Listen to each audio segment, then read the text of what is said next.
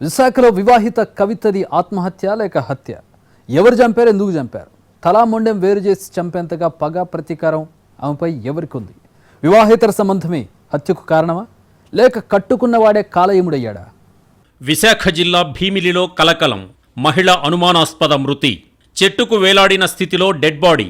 తల మొండెం వేరు చేసి ఘాతుకం. విశాఖ జిల్లా భీమిలి పోలీస్ స్టేషన్ పరిధిలో ఒక్కసారిగా కలకలం రేగింది.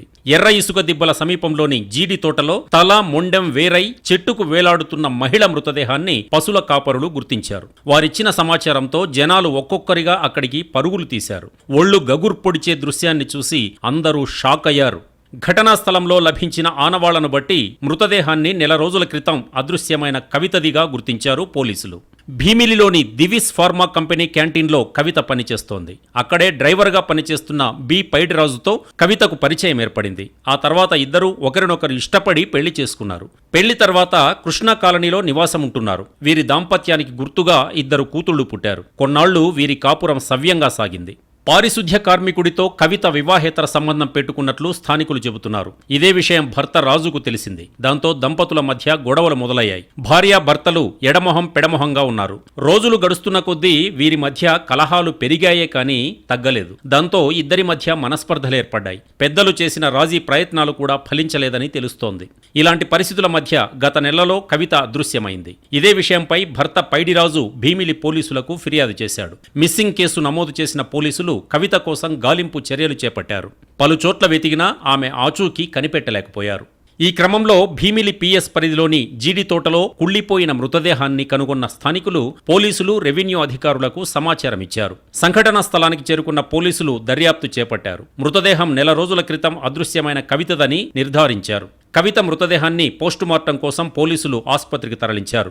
మరోవైపు భర్త రాజుపై మృతురాలి కుటుంబ సభ్యులు అనుమానం వ్యక్తం చేస్తున్నారు. ఆమెను హత్య చేసి ఆత్మహత్యగా చిత్రించాడని ఆరోపించారు.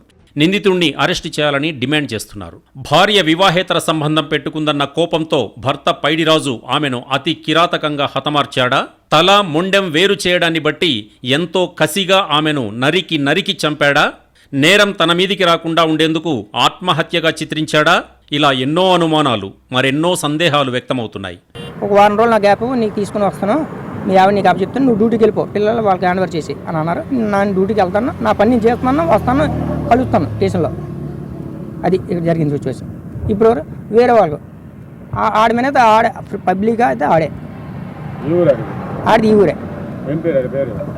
రాజు అని పూర్తి పేరు నాకు తెలీదు. రాజు వాడు మన మున్సిపాలిటీలో చేస్తాడు.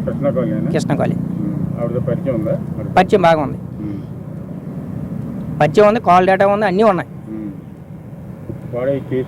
మొత్తం బయోడేటా 11వ తారీఖు కూడా ఆమెతో ఆటో మాట్లాడింది మా మిస్సెస్. నువ్వు మోసం చేసారా నాకు? మాకు గొడవ ఏం లేదండి. మా ఫ్యామిలీలో మా భార్య భర్తల మధ్య గొడవ లేదు. దాంతో పోలీసులు అన్ని కోణాల్లో ఆరా తీస్తున్నారు. ఈ కేసులో పోస్టుమార్టం నివేదిక కీలకం కానుంది.